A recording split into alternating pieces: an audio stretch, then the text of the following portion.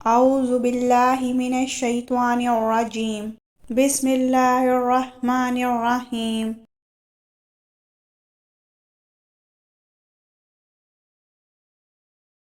بلی کی پیدائش کا حیرت انگیز راز۔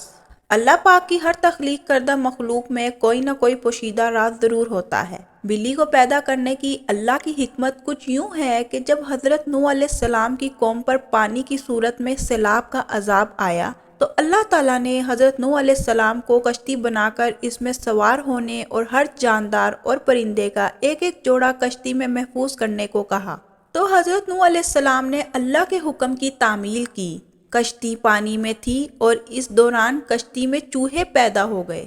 انہوں نے کشتی میں موجود تمام اناج اور غلہ خراب کرنا شروع کر دیا۔ اس کے ساتھ ساتھ کشتی کو کاٹنا شروع کر دیا، جس کی وجہ سے کشتی میں پانی داخل ہونے کا خدشہ پیدا ہو گیا۔ تب حضرت نوح علیہ السلام نے اللہ تعالیٰ سے دعا کی، اے پروردگار، مجھے ان چوہوں سے نجات دلاؤ۔